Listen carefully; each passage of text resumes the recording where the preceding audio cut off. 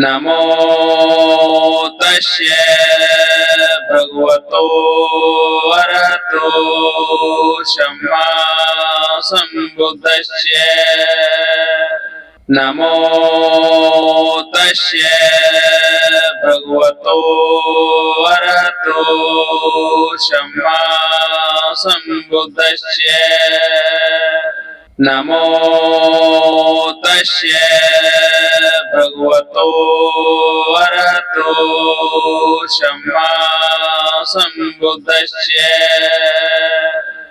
बुद्धं शरणं गच्छामि धम्मं शरणं गच्छामि संघं शरणं गच्छामि द्वितीयंपि बुद्धं शरणं गच्छामि द्वितीयंपि धम्मं शरणं गच्छामि द्वितीयंपि संघं शरणं गच्छामि तृतीयंपि बुद्धं शरणं गच्छामि तृतीयंपि धम्मं शरणं गच्छामि तृतीयंपि संघं शरणं गच्छामि। बुद्धं शरणं गच्छामि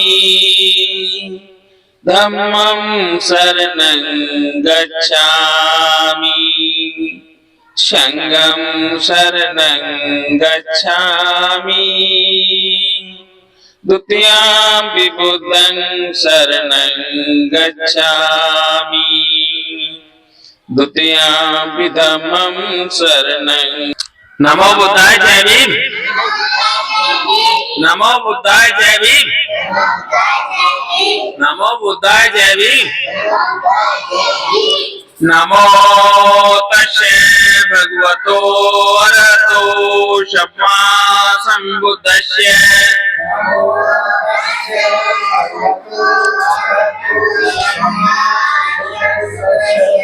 नमो तस्ये भगवतो अरहतो सम्मा सम्बुद्धस्ये। नमो तस्ये भगवतो अरहतो सम्मा सम्बुद्धस्ये। नमो तस्ये भगवतो अरहतो सम्मा सम्बुद्धस्ये।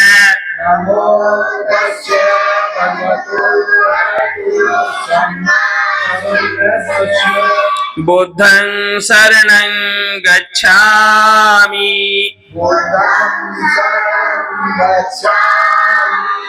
धम्मं शरणं गच्छामि संघं शरणं गच्छामि द्वितीयंपि बुद्धं शरणं गच्छामि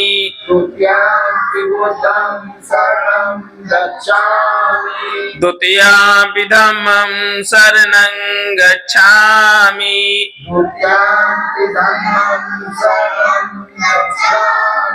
द्वितीयंपि संघं शरणं गच्छामि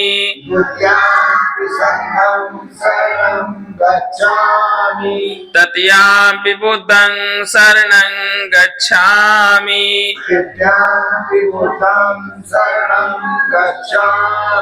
तृतीयंपि धम्मं शरणं गच्छामि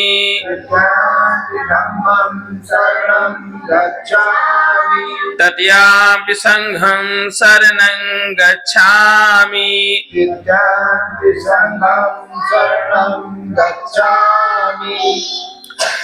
पाणातिपाता वेरमणि सिक्खापदं समादयामि। पाणातिपाता वेरमणि सिक्खापदं समादयामि।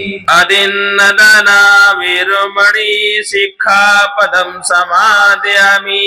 अदिन्नदाना वीरमणि सिक्खापदं समादयामि कामेषु मिच्छाचारा वीरमणि सिक्खापदं समादयामि कामेषु मिच्छाचारा वीरमणि सिक्खापदं समादयामि मुषावादा वीरमणि सिक्खापदं समादयामि मुसावादा वीरमणि सिक्खापदं समादयामि सुरामेरे मज्जपमाडठाना वीरमणि सिक्खापदं समादयामि वीरमणि सिक्खापदं समादयामि साधु साधु साधु।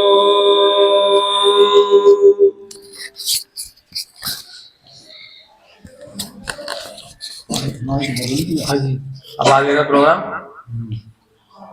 वो ये बस अच्छा हिंदी रूपांतरण। थोड़ा काशीराम जी के बारे में बताओ थोड़ा। देखो जी हम तो उनके साथ विचार सोरेलाल जी काशीराम जी के बारे में बताओगे? बताओ। अरे बताओ थोड़ा सा, कुछ तो बताओ। अरे कहीं से तो बताओ, थोड़ा बहुत बताओ। बोलो आप बोलो, अभी तो पढ़ रहे हैं। एक मिनट।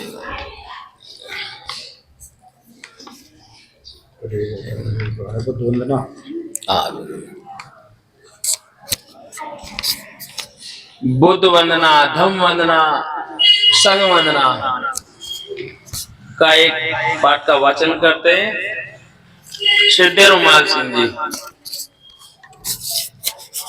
दो रंग। बुद्ध वंदना हिंदी रूपांतरण। वह भगवान पूर्व बुद्धों की तरह सबके पूज्य सर्वश्रेष्ठ ज्ञान के ज्ञाता, सभी सद्विद्याओं और उनके आचरण से युक्त सुंदर गति देने वाले, लोक लोकांतर के रहस्यों को जानने वाले सर्वश्रेष्ठ महापुरुष हैं। अद्वितीय सारथी की भांति राग द्वेष और मोह में फंसे हुए मानव को ठीक रास्ते पर लाने वाले देवताओं और मनुष्यों के शिक्षक, स्वयं बौद्धि स्वरूप और दूसरों को बोध कराने वाले सर्वश्रेष्ठ, चित्त परिशुद्ध से युक्त, सभी कलेशों से मुक्त, सबके पूज्य हैं। मैं जीवन पर्यंत बुद्ध की शरण जाता हूँ। मैं भूतकाल, वर्तमान काल व भविष्य काल में जितने भी बुद्ध हैं होंगे, मैं उन सब की सदा वंदना करता हूँ। मेरी दूसरी कोई शरण नहीं है, केवल बुद्ध ही उत्तम शरण है। इस सत्य वचन से मेरा जय और मंगल हो। जो संपूर्ण दोष और मल से रहित भगवान बुद्ध हैं, मैं उनकी पवित्र पद धूल की नतमस्तक होकर वंदना करता हूँ। यदि अज्ञानवश बुद्ध के प्रति कोई दोष हो गया हो तो बुद्ध उसको क्षमा करें। संसार में जितने भी रत्न विद्यमान हैं, उनमें से बुद्ध के समान कोई भी रत्न नहीं है। अतः मेरा कल्याण हो। बोधि वृक्ष के नीचे बैठकर जिन्होंने कामदेव की असंख्य सेना को हराया, श्रमों में आचरण करने योग्य है। यह धम्म निर्वाण तक पहुंचाने वाला है। आओ इसे देखें और परखें। यह धम्म विद्वान लोगों द्वारा स्वयं अनुभव करने योग्य है। मैं जीवन पर्यंत धम्म की शरण जाता हूँ। मैं भूतकाल, भविष्य काल व वर्तमान काल के बुद्धों द्वारा उपदिष्ट धर्मों की सदा वंदना करता हूँ। मेरी दूसरी कोई शरण नहीं, केवल धम्म ही उत्तम शरण है। ये सत्य वचन द्वारा मेरा जय मंगल हो। मैं व्यवहार और परमार्थ के लिए श्रेष्ठ धर्म की नतमस्तक होकर वंदना करता हूँ। यदि अज्ञानवश मुझसे कोई दोष हो गया हो तो धर्म मुझे क्षमा करें। संसार में जितने भी रत्न विद्यमान हैं, धर्म रत्न के समान कोई दूसरा रत्न नहीं है। इस सत्य वचन से मेरा कल्याण हो। 8 अंगों वाला यह धम्म मानव के लिए श्रेष्ठ और आचरणीय है। ऐसे मोक्षदायी धम्म को मैं प्रणाम करता हूँ। संघ वंदना। भगवान का श्रावक संघ सुमार्ग पर चलने वाला है, सीधे मार्ग पर चलने वाला है, न्याय और सत्य ज्ञान के मार्ग पर चलने वाला है तथा सोच विचार कर उचित मार्ग पर चलने वाला है। यह संघ 4 युगलों और 8 पुरुष पदगलों से युक्त है। यह आमंत्रित करने योग्य है, पाहुन अतिथि बनाने योग्य है, दान देने योग्य है और हाथ जोड़कर वंदना करने योग्य है। ऐसे संघ लोक के लिए सर्वोत्तम पूर्ण क्षेत्र है। मैं जीवन पर्यंत ऐसे संघ की शरण जाता हूँ जो भूतकाल, भविष्य काल तथा वर्तमान काल में जो बुद्ध शिष्य संघ है, मैं उन सब की वंदना करता हूँ। मेरी दूसरी कोई शरण नहीं है, केवल संघ ही उत्तम शरण है। इस सत्य वचन से मेरा जय मंगल कल्याण हो। मैं मन, वाणी और कर्म से पवित्र संघ की नतमस्तक होकर वंदना करता हूँ। यदि अज्ञानवश संघ के प्रति मुझसे कोई दोष हुआ हो तो संघ उसको क्षमा करें। संसार में जो भी रत्न विद्यमान है, संघ के समान कोई भी रत्न नहीं है। अतः मेरा कल्याण हो। संघ विशुद्ध दक्षिणा देने योग्य है। उनके प्रकार के गुणों से, अनेक प्रकार के गुणों से युक्त संघ को मैं प्रणाम करता हूँ। साधु साधु साधु साधु साधु।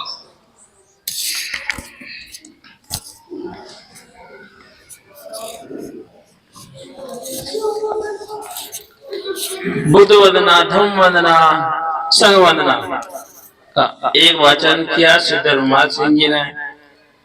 बहुत बहुत धन्यवाद। अब धम्म पद एक पाठ का वाचन करते हैं सिद्ध सूर्यलाल जी।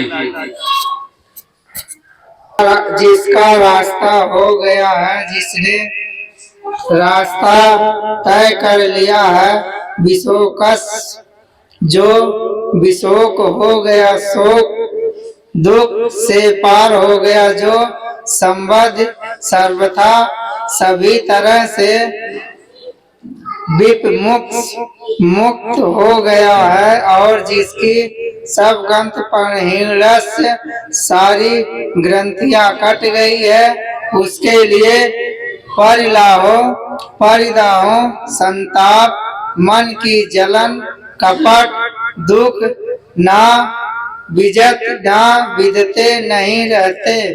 जिसकी यात्रा पूरी हो गई है, जिसने मार्ग पूरा कर लिया है, जो शोक रहित है, हर प्रकार से विमुक्त है, और जिसकी सभी ग्रंथियां कट गई हैं, मन में संदेह की सभी गांठें खुल गई हैं, सभी बंधन टूट गए हैं, उसे कोई दुख नहीं होता। संसार में हमारा जीवन एक यात्रा है। बहुत बिरले ही इस दुर्लभ जीवन यात्रा को पूरी कर पाते हैं। अधिकतर तो भटक कर यही संसार की चौकाचौंध में फंसे रहते हैं। कुछ भटकर इस फिर से संभल कर यात्रा के मार्ग पर चल पड़े हैं और यात्रा पूरी कर लेते हैं। जिसका मन इंद्रियां, विषयों, भोगों में भटकना बंद हो जाता है, उसकी यात्रा पूरी हो जाती है।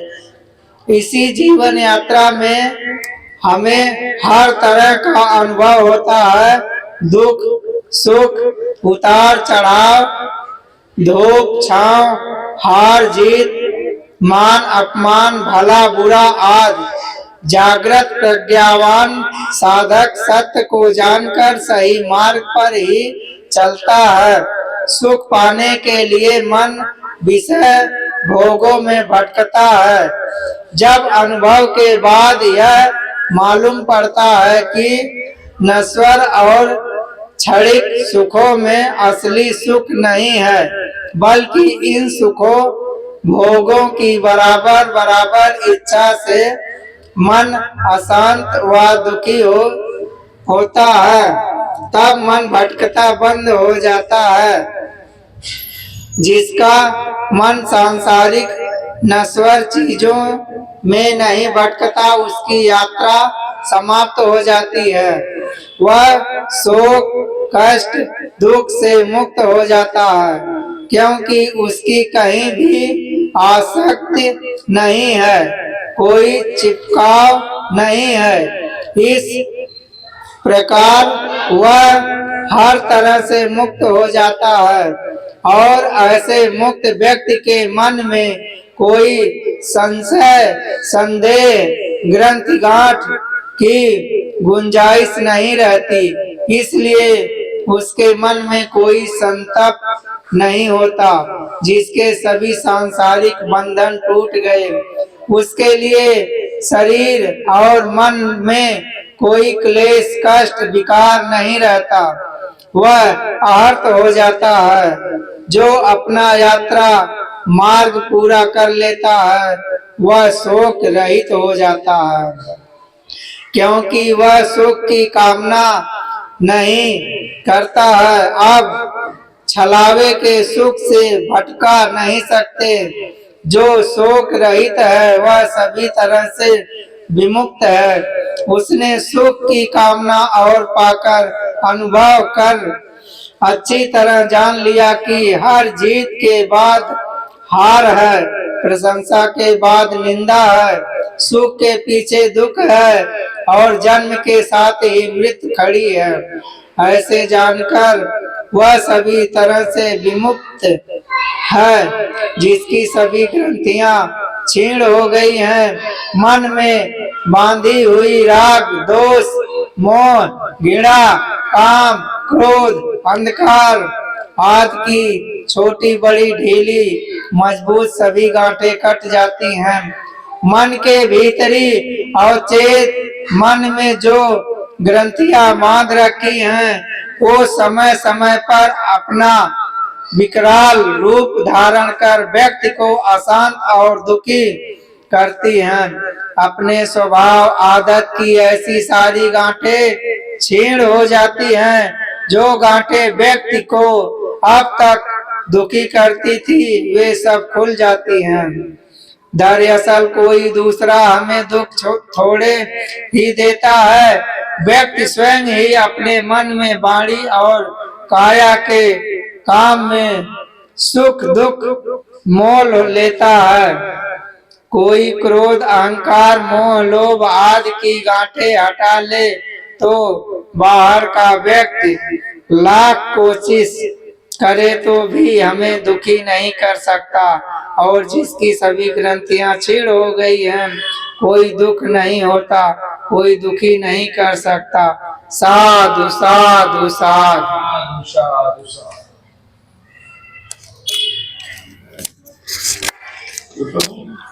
बहुत बहुत साधुवाद सूर्यलाल जी का, जिन्होंने धम्मपद एक पाठ का वाचन किया। अब बुद्ध और उनका धम्म एक पाठ का वाचन करते हैं सीधे रुमाल सिंह जी।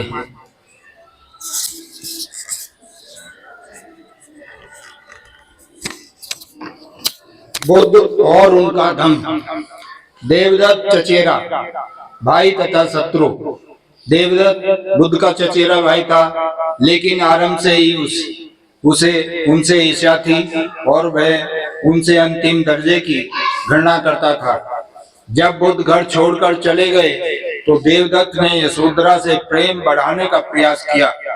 एक बार जब यशोधरा के सोने का समय हो गया था, वह किसी से रोका नहीं गया और भिक्षु रूप में वह यशोधरा के शयनगार में पहुंच गया। यशोधरा ने पूछा, श्रमण तू क्या चाहता है? क्या तू मेरे लिए मेरे स्वामी के पास से कोई संदेश लेकर आया है? तुम्हारा पति, उसे तुम्हारी क्या खाक चिंता है? वह तुम्हें निर्दया पूर्वक तुम्हारे सुख निवास में छोड़कर चला गया है। यशोधरा ने उत्तर दिया, लेकिन ऐसा उन्होंने बहुतों के कल्याण के लिए किया। जो भी हो, अब समय है, उससे इस क्रूर निर्दयता का बदला लो। श्रवण, जबान बंद कर, तेरे विचार और वाणी दुर्गंध से भरी है। यशोधरा, क्या तूने मुझे पहचाना नहीं? मैं तेरे प्रेमी देवदत्त हूँ। देवदत्त, मैं तुझे झूठ और दुष्ट समझती थी, लेकिन कभी यह नहीं सोचा था कि तू कोई अच्छा श्रवण बन सकेगा। लेकिन मुझे पता नहीं था कि तू इतना कमीना है।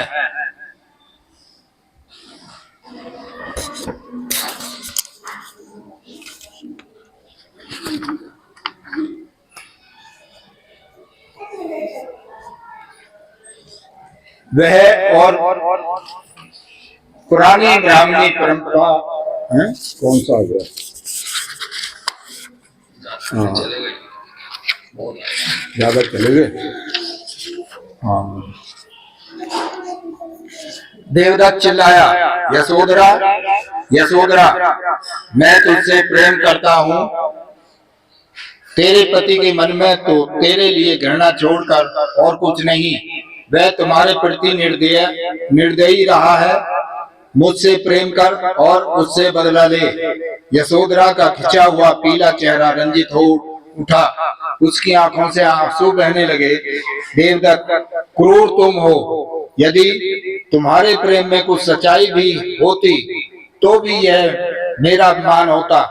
तुम्हारा यह कहना कि तुम मुझसे प्रेम करते हो तो महज तुम्हारा मृषावाद है। जब मैं तरुण और सुंदर थी, जब तो तुमने मेरी ओर आंख उठाकर देखा नहीं। अब मैं जरा जीर्ण हो चली हूँ, रंग से दुखी हूँ और तू रात के समय अपने पाप पूर्ण प्रेम की बात करने आया है। तू नीच है, तू कायर है। साधु साधु साधु।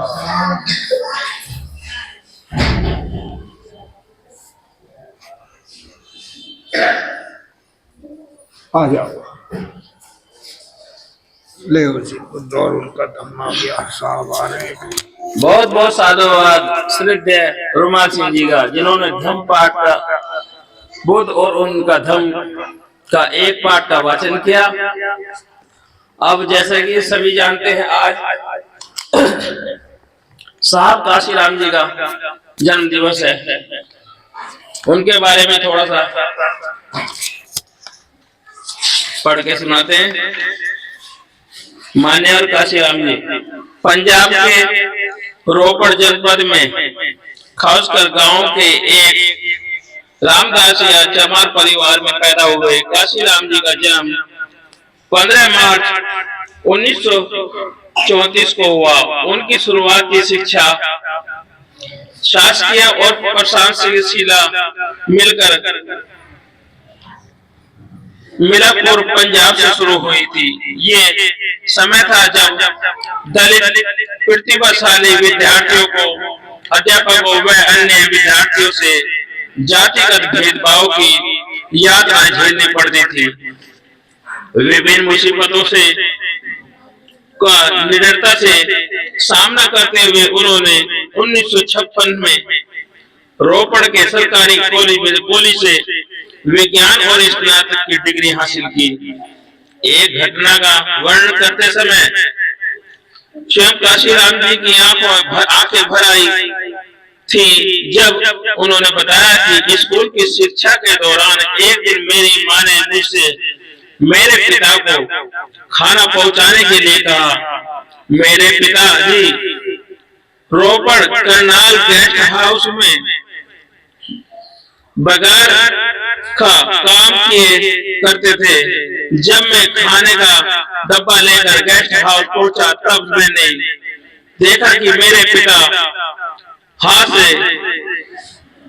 हाथ से खींचे जाने वाले पंखे की रस्सी को लगातार खींचते हुए पसीने से लथपथ हैं।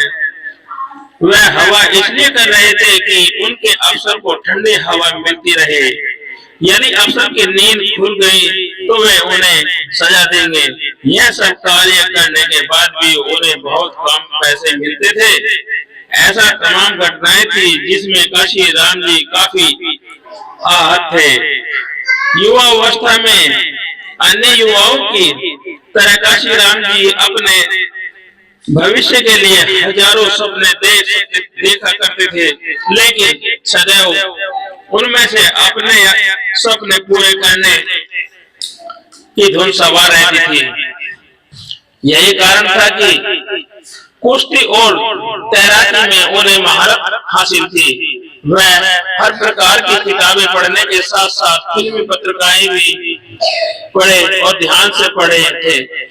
कहीं न कहीं उन्होंने फिल्मों में नायक बनने की भी अभिलाषा थी। शायद उन्हें भी ये मालूम न था नायक बनने की चाह रखने वाले एक दिन बहुजन समाज के महानायक बनेंगे। उन्होंने पुणे की एक ऑर्डिनेंस फैक्ट्री में नौकरी की शुरुआत की, लेकिन वक्त का पहिया कहाँ रुकने वाला था। यही उनकी मुलाकात दीना भाना के साथ हुई, जो कि उनके कार्यालय में चतुर्थ वर्ण के कर्मचारी थे। दीना भाना ऑर्डिनेंस कंपनी के आला अधिकारियों से 14 अप्रैल यानी अम्बेडकर जयंती मनाने के लिए छुट्टी मांग रहे थे। अम्बेडकर जयंती की छुट्टी न मिल जाने के खिलाफ दीना भाना ने आवाज उठाई। उसके लिए कंपनी के अधिकारियों ने उन्हें निलंबित कर दिया। दीना भाना दलित समाज से आते थे, इसीलिए काशीराम जी उनके साथ कदम से कदम मिलाकर चलने लगे। लेकिन काशीराम जी तब तक डॉक्टर अम्बेडकर और उनके मिशन को अच्छी तरह से नहीं जानते थे। एक बार दीना भाना काशीराम जी को डी के कापड़े के मिलवाया और इसी बात को लेकर कापड़े बड़े अचंभित थे कि काशीराम जी डॉक्टर साहब के बारे में नहीं जानते। तब तक उन्होंने बताया कि आपको और हम सभी को यह नौकरी उन्हीं की बदौलत मिलती है। डॉक्टर अम्बेडकर न होते तो उन्हें यह नौकरी नहीं मिली होती। खापड़े ने काशीराम जी को बाबा साहब डॉक्टर अम्बेडकर द्वारा लिखित पुस्तक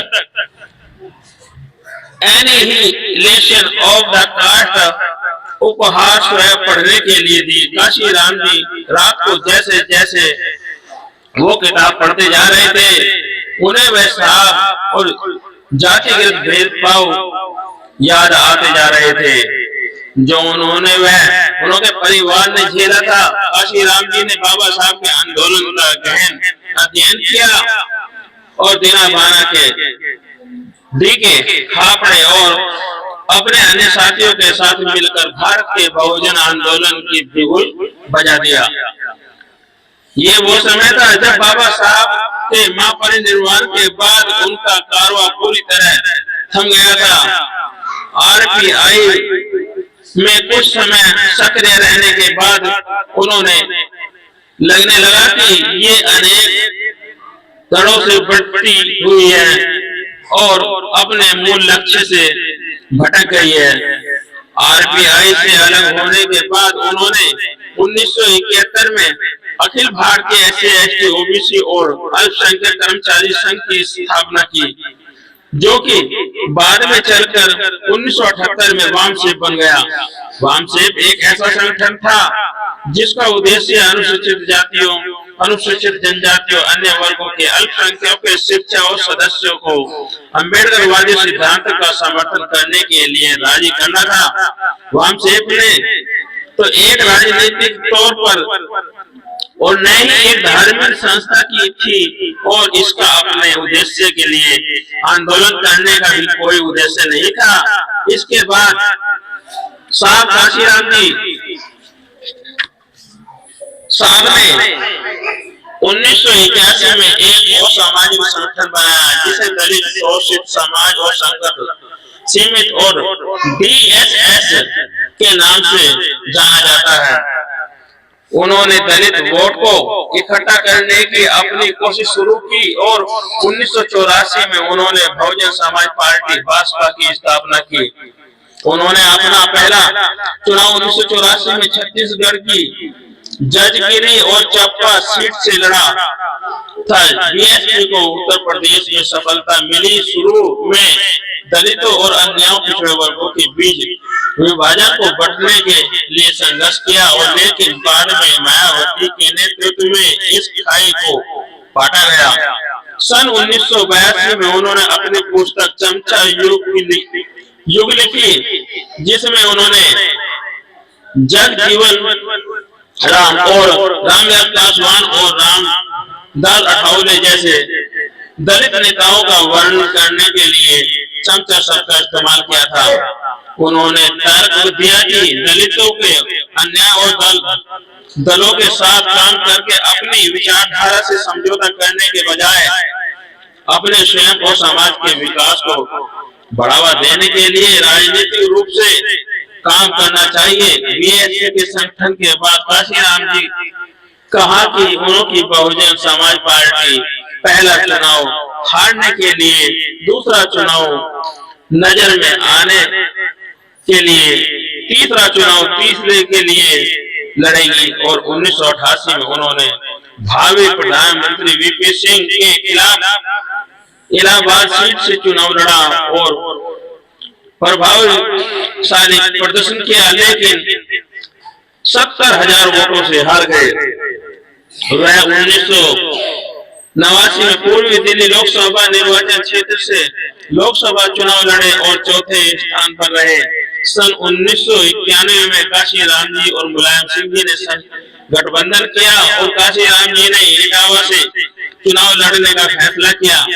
काशीराम जी ने अपने निकटतम भाजपा प्रतिद्वंदी को 20,000 मतों से हराया और पहली बार लोकसभा में प्रवेश किया। इसके बाद काशीराम जी 1996 में होशियारपुर से 11वीं लोकसभा का चुनाव जीतकर दूसरी बार लोकसभा पहुंचे। अपने खराब स्वास्थ्य के कारण उन्होंने 2001 में राजनीतिक रूप से मायावती को अपना उत्तराधिकारी घोषित कर दिया। 2002 में काशीराम जी ने 14 अक्टूबर 2006 को डॉक्टर अंबेडकर के धर्म परिवर्तन के 50वीं वर्षगांठ के मौके पर बौद्ध धर्म ग्रहण करने की अपनी मंशा की घोषणा की। काशीराम जी की मंशा थी कि उनके साथ उनके 5 करोड़ समर्थक भी इसी समय धर्म परिवर्तन करें। उनकी धर्म परिवर्तन की इस योजना का सबसे महत्वपूर्ण हिस्सा यह था कि समर्थकों को केवल अछूत ही शामिल नहीं थे, बल्कि विभिन्न जातियों के लोग भी शामिल थे, जो भारत में बौद्ध धर्म के समर्थन को व्यापक रूप से बढ़ा सकते थे। हालांकि 9 अक्टूबर 2006 को उनका निधन हो गया और उनकी बौद्ध धर्म ग्रहण करने की मंशा अधूरी रह गई। जाते जाते काशीराम जी बहुजनों के लिए लोकप्रिय हो गए कि न जाने कब वे काशीराम जी से मान्यवर काशीराम जी साहब हो गए। दुनिया के पहले सर्वोच्च मानव जिनके पास किसी भी तरह की कोई गाड़ी नहीं और कहीं पर भी कोई मकान नहीं और किसी में डाकघर या बैंक में कोई खाता नहीं। काशीराम साहब के बारे में उनके उच्च विचार बहुत ही प्रचलित हैं। टूटी खटिया सूखी रोटी बहुजनों के लिए निछावर कर दी, छोटी छोटी जीवन अपना कर दिया मिशन के नाम और धन्य है हमारे काशीराम। साधु साधु साधु। वाला बच्चा इसके पैर में चप्पल नहीं है, इसके बदन पर कपड़े नहीं है, उस जो थोड़ा बहुत भी जो है ना समाज के प्रति लगाव रखते हैं, जैसे अपने बच्चे के साथ लगाव रखते हैं, अपने पोते के साथ लगाव रखते हैं, वैसे ही जो दूसरे बच्चे उनको भी अपना परिवार की समझकर अपने बच्चों के साथ वैसा ही क्या वो अच्छे पढ़ पा रहे हैं, अच्छे उनके माता पिता उनको बच्चों को तालीम दे पा रहे हैं, ऐसा एक आयोजन, ऐसा एक प्रयोग है ना, हम कैसे इसको शुरुआत करें, कैसे इसको अपनाएं।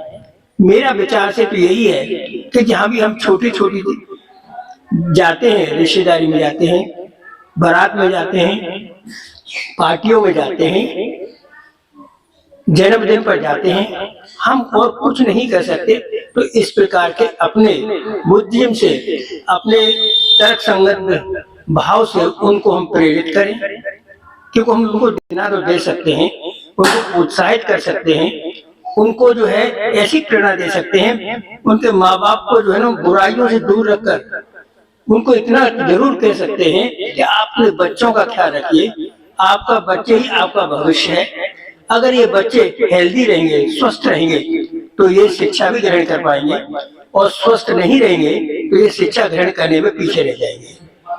तो मेरा फोकस उनकी विचारधारा का, काशीराम की विचारधारा का, बाबा साहेब विचारधारा का, तथागत बुद्ध की विचारधारा का मेरा मूल्यांकन सिर्फ इतना है कि हम अपने बच्चों, अपने पोते पोती को जिस दृष्टि से हम देख रहे हैं, वैसे ही हम पड़ोस में रहने वाले बच्चे, रिश्तेदारी में किसी भी रिश्तेदारी का बच्चा हो, उसको भी हमें प्रोत्साहित करना है, उसको भी आगे बढ़ाने के लिए उसके पेरेंट्स को, उसके माँ बाप को प्रोत्साहित करना है।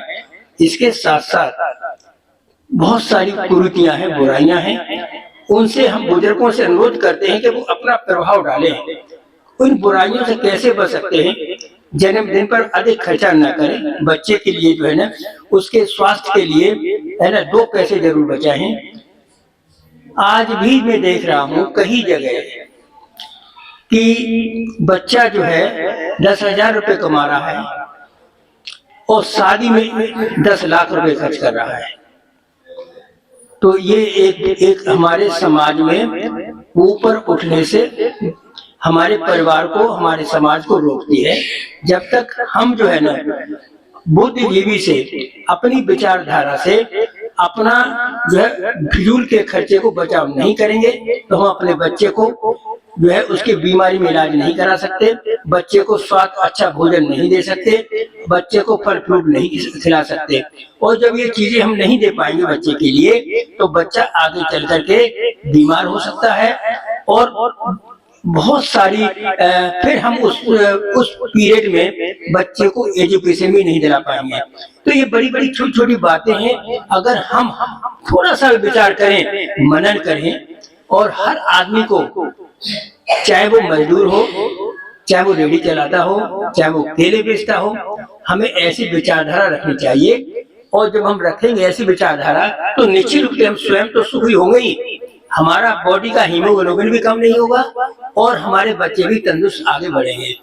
जो बच्चा तंदुरुस्त होगा, आगे बढ़ेगा, वो अपने विचार भी जो है ना भविष्य में जो है ना ऐसे ही रखेगा, ताकि वो अपने पड़ोस के बच्चों को भी अच्छी शिक्षा या अच्छा ज्ञान, बजाय गाली गलौज के, मारपीट के, वो अच्छा एक आदर्श रूप में जो है ना अपना जो है अपना क्रीड़ा करेगा, खेल करेगा, अपना जो है ना रहन सहन वातावरण को अच्छा बनाएगा। तो मेरा फोकस सिर्फ इसी बात से है कि हम कैसे इस चीज को जो है ना हम आगे बढ़ाएं। धन्यवाद। साधु साधु। बहुत बहुत धन्यवाद सर का, जो आज काशीराम जी के साहब, काशीराम जी के लिए उन्होंने अपने विचार रखे। अब प्रोग्राम समाप्ति की ओर है। मंगल कामना।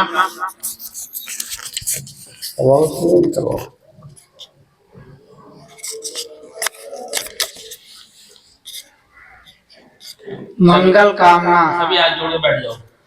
तेरा मंगल मेरा मंगल सबका मंगल हो रे। तेरा मंगल मेरा मंगल सबका मंगल होए रे। सबका मंगल सबका मंगल सबका मंगल हो रे। सबका मंगल सबका मंगल सबका मंगल होए रे। बुद्धं शरणं गच्छामि से सबका मंगल हो रे। बुद्धं शरणं गच्छामि से सबका मंगल होए रे। धम्मं शरणं गच्छामि से सबका मंगल हो रे। धम्मं शरणं गच्छामि से सबका मंगल होए रे। संघं शरणं गच्छामि से सबका मंगल हो रे। संघं शरणं गच्छामि से सबका मंगल होए रे। पंचशील के पालन से सबका मंगल हो रे। पंचशील के पालन से सबका मंगल होए रे। तेरा मंगल मेरा मंगल सबका मंगल होए। तेरा मंगल मेरा मंगल सबका मंगल होए रे। सबका मंगल सबका मंगल सबका मंगल होए रे। सबका मंगल सबका मंगल सबका मंगल होए रे। काम क्रोध मद लोभ मोह के त्यागन से सबका मंगल होए। काम क्रोध और मोह त्यागन से सबका मंगल होए रे। प्रज्ञाशील समाधि से सबका मंगल होए रे। प्रज्ञाशील समाधि से सबका मंगल होए रे। तेरा मंगल मेरा मंगल सबका मंगल होए रे। तेरा मंगल मेरा मंगल सबका मंगल होए रे। मात पिता की सेवा करने से सबका मंगल होए। माता पिता की सेवा से सबका मंगल होए रे। परामर्श और शांति क्रम से सबका मंगल होए रे। परमार्थ और शांति कर्म से सबका मंगल होए रे। जल के प्राणी थल के प्राणी और गगन के प्राणी सबका मंगल होए रे। जल के प्राणी थल के प्राणी और गगन के सारे प्राणी सबका मंगल होए रे। सबका मंगल सबका मंगल सबका मंगल होए रे। सबका मंगल सबका मंगल सबका मंगल होए रे। तेरा मंगल मेरा मंगल सबका मंगल होए। तेरा मंगल मेरा मंगल सबका मंगल होए। साधु साधु साधु। सब्बे सत्ता सब्बे होन्तु चके विनो। सब्बे सत्ता सब्बे होन्तु चके विनो। सब्बे भद्राणि पश्यन्तु मा चित्तमागमा। सब्बे भद्राणि पश्यन्तु मा चित्तमागमा। सब्बे सत्ता सब्बे होन्तु चके विनो। सब्बे सत्ता सब्बे होन्तु चके विनो। सब्बे भद्राणि पश्यन्तु मा चित्तमागमा। सब्बे भद्राणि पश्यन्तु मा चित्तमागमा। सब्बे सत्ता सब्बे होन्तु चके विनो। सब्बे सत्ता सब्बे होन्तु चके विनो। सब्बे भद्राणि पश्यन्तु मा चित्तमागमा। सब्बे भद्राणि पश्यन्तु मा चित्तमागमा। साधु साधु साधु। साधु साधु। डॉक्टर चरण सिंह जी के द्वारा किया जा रहा है और अगला प्रोग्राम जीबी गौतम जी के द्वारा किया जाएगा। उनका भी बहुत बहुत साधुवाद। बुद्धं शरणं गच्छामि धम्मं शरणं गच्छामि संघं शरणं गच्छामि द्वितीयं बुद्धं शरणं गच्छामि द्वितीयं धम्मं शरणं गच्छामि द्वितीयं संघं शरणं गच्छामि तृतीयं बुद्धं शरणं गच्छामि तृतीयं धम्मं शरणं गच्छामि तृतीयं संघं शरणं गच्छामि बुद्धं शरणं गच्छामि धम्मं शरणं गच्छामि संगम शरणं गच्छामि। आज हम बाबा साहब के अधीन नतमस्तक होकर उनकी प्रेरणा से हम अपने समाज को कहना चाहते हैं और उनके पेरेंट्स को कहना चाहते हैं कि बच्चों की सबसे जितना भी हो सके उनके लिए शिक्षित बनाएं, उनके लिए हेल्दी बनाएं। यदि आप अपना विकास और समाज का विकास चाहते हैं, इन दोनों चीज़ों पर विशेष ध्यान देना होगा।